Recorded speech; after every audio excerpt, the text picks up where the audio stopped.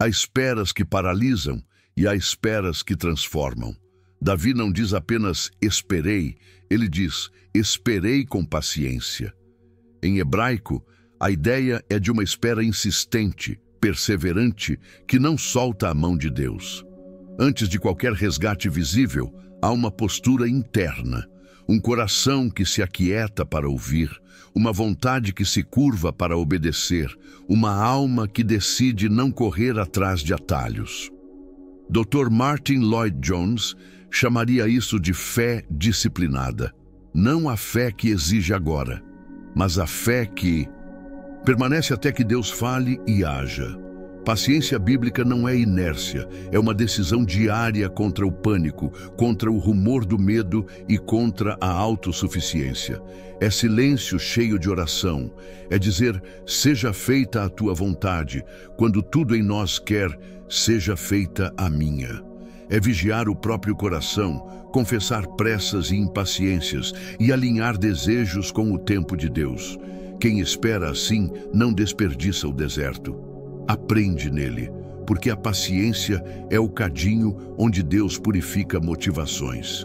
Se este conteúdo está edificando você, faça uma pausa agora e siga o canal A Voz do Doutor e curta este vídeo para receber mais conteúdos profundos sobre as Escrituras e vida cristã prática. Ele se inclinou para mim e ouviu o meu clamor. Note a ordem: postura, depois intervenção. A paciência abre espaço para a inclinação de Deus. O milagre não começa no instante do livramento, mas no momento em que o coração se submete. É aqui que a espera deixa de ser uma sala de espera e se torna um altar. A pergunta não é quando Deus vai agir, mas como Deus está me moldando enquanto espero. A paciência que Deus honra é rendição ativa. Obedecer hoje, mesmo sem garantias sobre amanhã. Estabeleça ritmos santos na espera. Ore as Escrituras, especialmente o Salmo 41, até que a ansiedade diminua e a confiança aumente. Substitua pressa por fidelidade, micro-obediências, serviço silencioso, santidade discreta. Recuse a autopromoção e a manipulação de resultados. Quando Deus falar, seus pés já estarão prontos. Até lá, seu coração estará firme. A espera que transforma não atrasa a promessa. Ela nos prepara para ela. Porque quem aprende a esperar no Senhor descobre que Ele nunca se atrasa. Ele se inclina na hora certa. O Salmo 42 descreve duas ações inseparáveis de Deus. Ele me tirou de um poço de perdição, de um lamaçal de lodo, e pôs os meus pés sobre uma rocha, firmando os meus passos. O poço é claustrofóbico, escuro, úmido, escorregadio, com o eco da própria voz como única companhia. O lamaçal não permite impulso.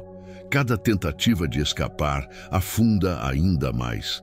É a imagem perfeita da impotência humana diante do pecado, do medo e das circunstâncias que nos ultrapassam.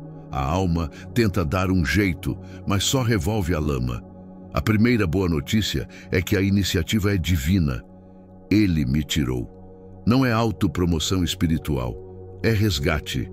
Mas Deus não apenas puxa alguém para fora e o deixa à beira do poço, gotejando culpa e confusão. Ele muda o terreno. A rocha é estabilidade. Objetiva e em linguagem de Dr. Martyn Lloyd-Jones, é o evangelho fora de você, não seu humor dentro de você. Cristo é a rocha, sua obra consumada, suas promessas firmes, sua palavra que não vacila. Quando os pés tocam a rocha, não estamos mais reféns de oscilações emocionais ou da aprovação alheia. O chão muda, e com o chão muda a leitura da realidade. Note o segundo movimento. Firmou os meus passos. Mudar o terreno redefine a direção. No lodo, você gira. Na rocha, você marcha. No poço, o desito. Tempo é engolido pela urgência de sobreviver. Na rocha, o tempo é redimido por propósitos claros. Deus reorganiza afetos e agenda, prioridades realocadas, relações reconfiguradas, hábitos substituídos. A firmeza dos passos não é correria, é cadência obediente. Primeiro vem o chão, depois vem o mapa. Muitas vezes buscamos direção sem primeiro aceitar a troca de terreno.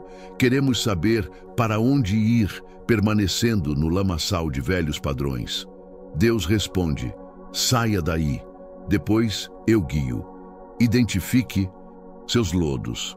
Pode ser a necessidade de controle, a dependência de aprovação, o ressentimento guardado, o vício disfarçado de alívio, a narrativa de vitimização que protege do arrependimento.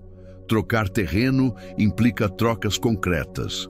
Palavra diária antes dos feeds, oração guiada pelas Escrituras em vez de ruminação mental, confissão honesta em comunidade em vez de isolamento orgulhoso, conselhos de gente piedosa em vez de opiniões convenientes. Substitua atalhos por obediências pequenas e consistentes. Desligar, dizer não, pedir perdão, recomeçar. Liberdade não é licença, é direção. Quem sai do poço e tenta viver com mente de cativeiro, escorrega de volta. Vigilância, gratidão e humildade mantêm os passos firmes. Repita para a alma: Ele me tirou, eu não me tirei.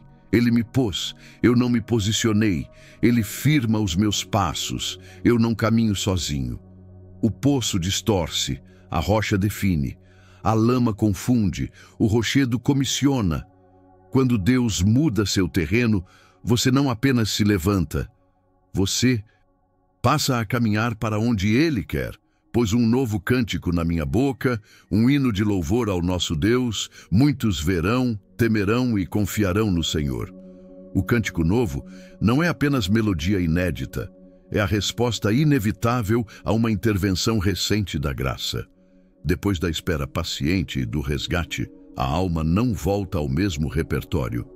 Aquilo que Deus fez ontem solicita hoje uma voz renovada. Em linguagem cara a Martyn Lloyd-Jones, trata-se menos de um estado de humor e mais de um fato objetivo.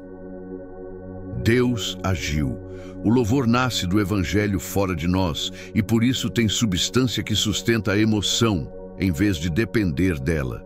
Observe a sequência missionária do versículo. Muitos verão, temerão, confiarão. Não diz ouvirão, diz verão. Testemunho público começa antes do som, no visível, caráter, reconciliações, escolhas, serenidade. O cântico novo soa pela vida e então pela boca. Quando a comunidade resgatada canta, a cidade enxerga o poder que a ergueu do poço. O resultado é reverência, temor e entrega, confiança. O louvor bíblico, portanto, é mais do que catarse, é anúncio que convoca. Note também o objeto do canto, ao nosso Deus. A gramática do novo cântico desloca os holofotes do eu para o Senhor. Não celebramos nossa força de vontade, mas a mão que nos tirou e o rochedo que nos firmou. Por isso, o conteúdo do cântico precisa ser específico. Narrar obras, não clichês. Nomear resgates, não generalidades.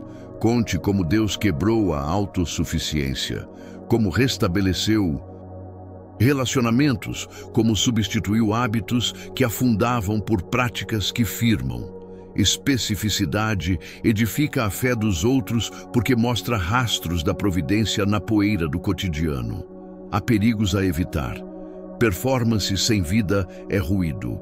Técnica sem espírito manipula, mas não transforma. O novo cântico sem arrependimento recente soa velho, por mais moderno que seja o arranjo. Do outro lado, há disciplinas a cultivar. Memória agradecida, anotar respostas de oração, salmodia que educa afetos, oração que transforma relatos em adoração, partilha em comunidade para que o testemunho ganhe eco. Novo, aqui não significa nunca ouvido, mas fresco, a mesma verdade eterna aplicada à ferida de hoje. Em síntese, a espera que honra a Deus desemboca num louvor que o torna visível. Quando o resgatado canta o que viu e vive o que canta, muitos veem, reverenciam e confiam. É assim que a experiência pessoal se converte em missão pública. O milagre no secreto encontra voz no congregacional e estrada no cotidiano. Bem-aventurado o que põe no Senhor a sua confiança e não se volta para os soberbos, nem para os que seguem a mentira. A bem-aventurança aqui não é euforia momentânea, é solidez de alma. Em linguagem bíblica, bem-aventurado descreve quem encontrou o terreno certo para apoiar todo o peso da vida. Confiar, portanto, não é sentimento difuso, é transferência de peso, decisão contínua de deslocar esperança, segurança e direção do eu para o Senhor. Em Lloyd Jones, a ênfase recai no objeto da fé, não na intensidade do crente. A alegria nasce do Deus confiável, não do esforço de crer mais forte. O verso une um sim e dois nãos. O sim, entregar o coração ao Senhor. Os nãos, recusar a sedução dos soberbos e das mentiras. Por quê? Porque a impaciência sempre oferece atalhos com embalagem de sabedoria. Os soberbos prometem eficiência, faça assim e chegará mais rápido. As mentiras prometem alívio sem cruz. Ninguém precisa esperar tanto, mas atalhos cobram pedágio na integridade. O preço é sutil. Pequenas concessões éticas, narrativas adulteradas, culto à imagem, espiritualidade de performance. Lloyd Jones insistiria: Deus não unge o atalho. Ele honra a fé obediente que caminha no compasso da verdade. Confiar no Senhor significa aceitar seu tempo e suas vias. A verdadeira confiança resiste a dois ídolos modernos. O pragmatismo funciona, logo é certo, e o prestígio é celebrado, logo é bom. O salmista chama de mentira tudo que promete salvação sem arrependimento, influência sem serviço, crescimento sem profundidade. Mentira é também a autojustificação que reescreve a história para nos colocar como heróis. Rejeitar isso é um ato pastoral consigo mesmo, proteger o coração do brilho que cega. Na prática, como se rejeitam atalhos e soberbos? Pela disciplina da verdade. Verdade nas motivações. Por que desejo este cargo, esta exposição, esta resposta imediata? Verdade no ritmo. Escolher passos obedientes e pequenos em vez de saltos espetaculares. Verdade nos meios. Preferir portas abertas por Deus a portas arrombadas pela ansiedade. Verdade nas palavras. Prometer menos, obedecer mais. E verdade na comunidade. Submeter decisões a conselhos piedosos, onde vaidade perde volume e a palavra ganha voz. Bem-aventurado é quem aprende a dizer não ao brilho urgente para dizer sim ao tempo de Deus. Essa pessoa não se curva à soberba nem negocia com a mentira, porque já encontrou na fidelidade do Senhor o bem maior, a espera. Assim, deixa de ser corredor de ansiedade e torna-se escola de confiança. E no fim, a alegria não é prêmio do atalho, mas fruto do caminho estreito, segura, limpa e duradoura, porque repousa no Deus que não mente e não falha. Muitas são, Senhor meu Deus, as maravilhas que tens operado, e também os teus desígnios para conosco. Ninguém há que se possa igualar contigo. Eu quisera anunciá-los e deles falar, mas são mais do que se pode contar. O salmista transforma a espera em adoração ao acionar a memória. Antes de pedir o que falta, ele nomeia o que Deus já fez. A paciência não nasce do vazio, mas de um arquivo vivo de providências. Para Lloyd Jones, isso é vital. O cristão não é levado por sentimentos passageiros. Ele prega a si mesmo fatos sobre Deus. A memória, então, é teologia aplicada ao tempo. Note a dupla ênfase do verso: maravilhas, atos, e desígnios, planos. Deus age e pensa em nosso favor. Quando a ansiedade sussurra, você foi esquecido, a memória responde, ele já agiu. É por mim, e seus planos continuam operando mesmo quando não vejo. Lembrar não é romantizar o passado, é reconhecer um padrão fiel. O mesmo Deus que me tirou do poço, Vepo 2, e pôs um cântico novo, Vepo 3, não desaprende a salvar. O estoque de misericórdias precedentes funciona como garantia moral para a espera presente. Quem foi bom ontem não será menos Deus hoje. Porque o salmista diz que são mais do que se pode contar? Porque a graça excede a aritmética. Ainda assim, tentar contar é disciplina de fé. Quando listamos livramentos, provisões, correções amorosas e portas que só Ele abriu, a alma volta ao prumo. Lloyd Jones insistiria, organize a gratidão. A memória precisa de meios de graça concretos, anotar respostas de oração, celebrar marcos, contar publicamente feitos do Senhor, examinar a história com lentes de aliança. Memória específica vence medo genérico. Quem lembra datas, nomes e circunstâncias vê fios da providência formando um tecido coerente. Cuidado com a falsa memória. Nostalgia sem obediência. O lembrar bíblico empurra para a confiança e para o compromisso. Ele combate dois inimigos da paciência: a amnésia espiritual, nunca deu certo, e a leitura cínica da realidade. Foi coincidência. Ao recordar, o coração aprende a argumentar na oração. Senhor, tu fizeste, portanto age de novo conforme teus desígnios. Isso não barganha, se submete.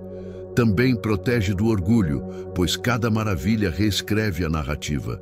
Não foi nossa esperteza, foi a mão do Senhor. Assim, esperar com paciência é cultivar uma liturgia da memória. Enquanto o tempo de Deus não chega, a alma trabalha. Revisa as maravilhas, confia nos desígnios, testemunha aos outros e realinha o passo. O futuro deixa de ser um abismo e torna-se continuação de uma história cujo autor já provou seu caráter. E quando o coração vacila, a memória o reergue. São mais do que se pode contar. Exatamente o suficiente para esperar mais um dia. Sacrifício e oferta não quiseste. Abriste os meus ouvidos, holocaustos e ofertas pelo pecado não requeres. Então eu disse, eis-me aqui.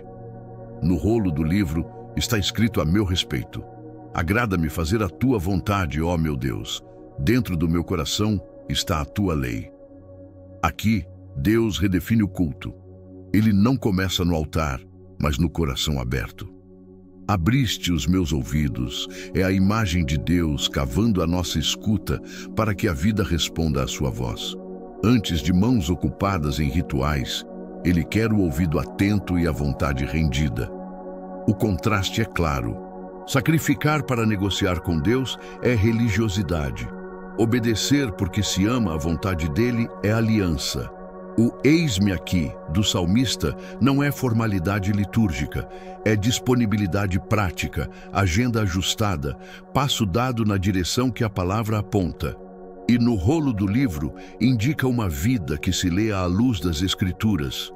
Não inventamos nossa missão, recebemo-la. A obediência descrita não é resignação amarga, é prazer santo.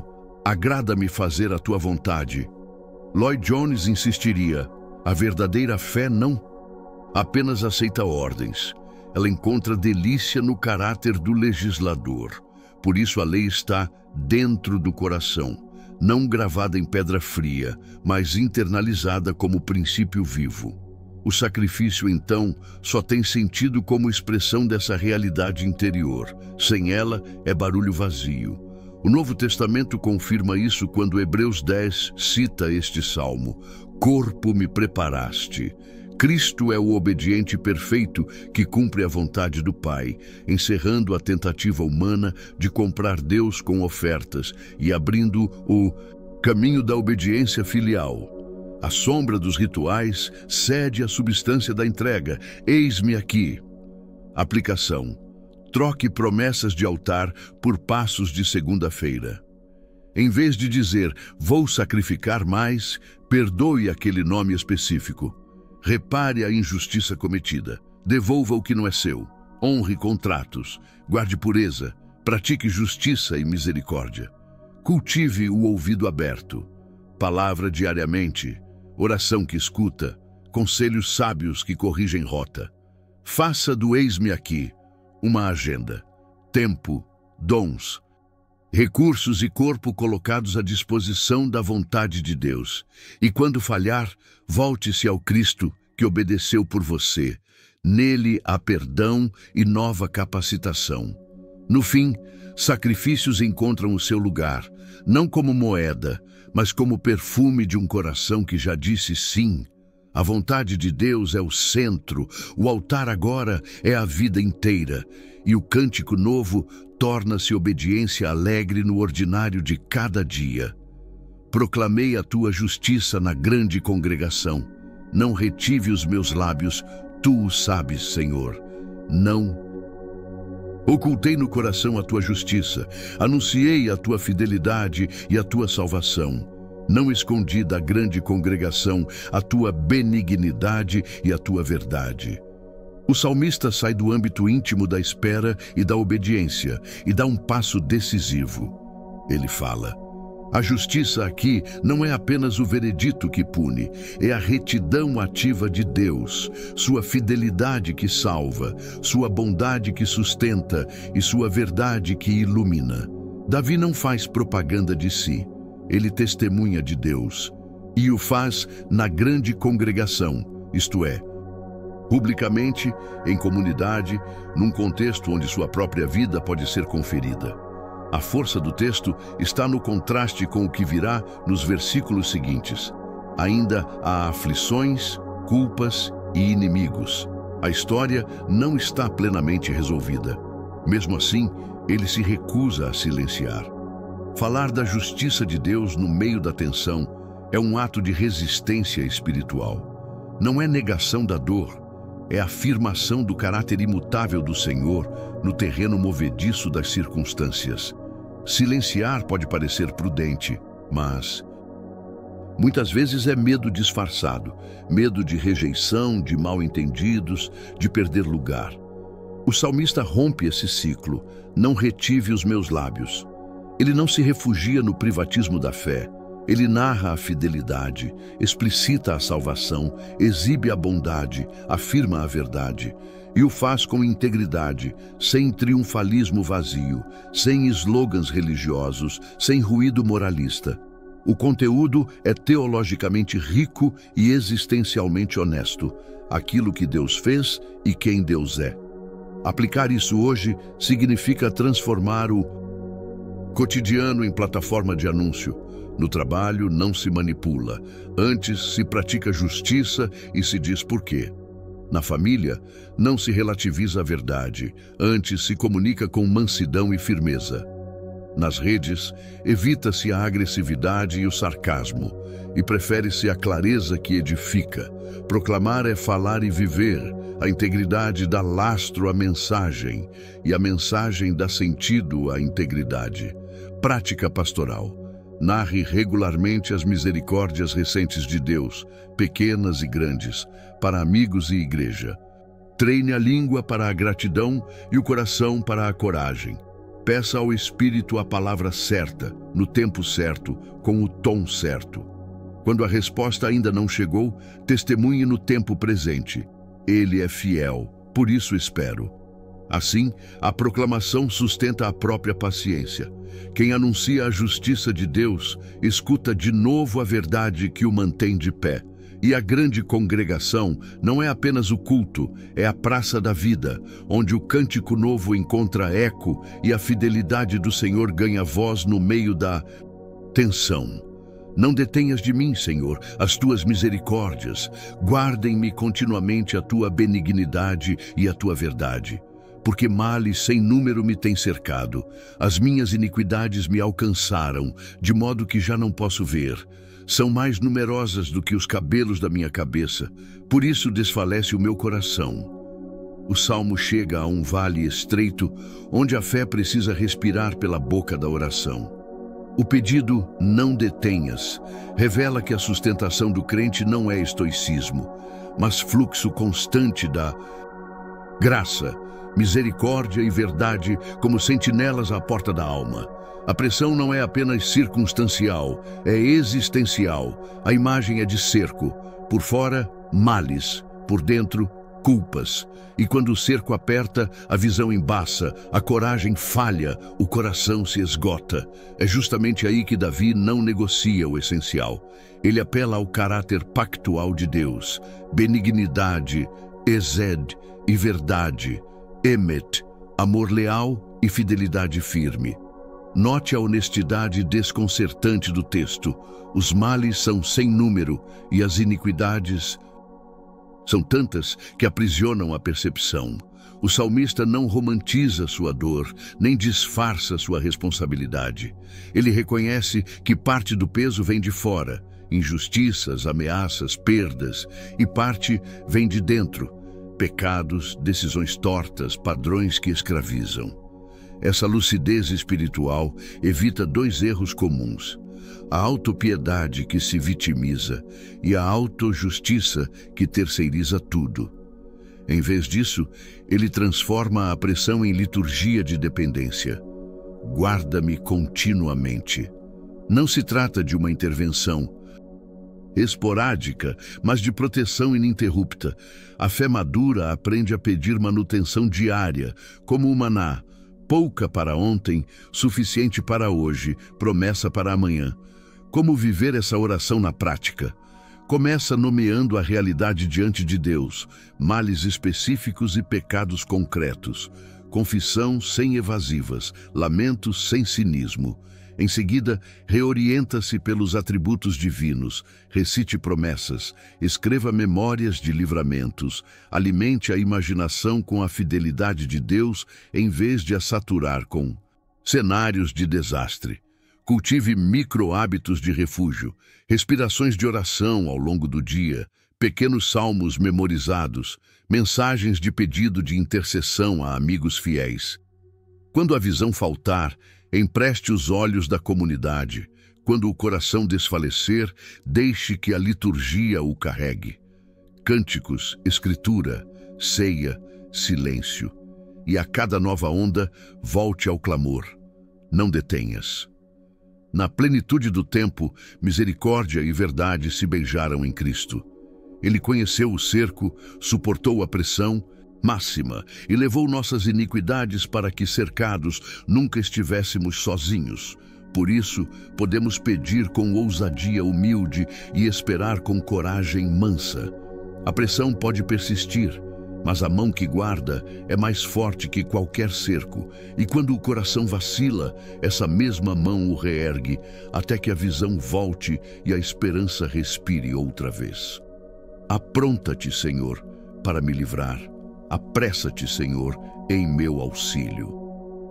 A seção final do Salmo acende a urgência do coração que já esperou, já cantou, já anunciou e ainda assim continua precisando. A oração curta, quase um grito, mostra que maturidade espiritual não elimina a dependência, aprofunda-a.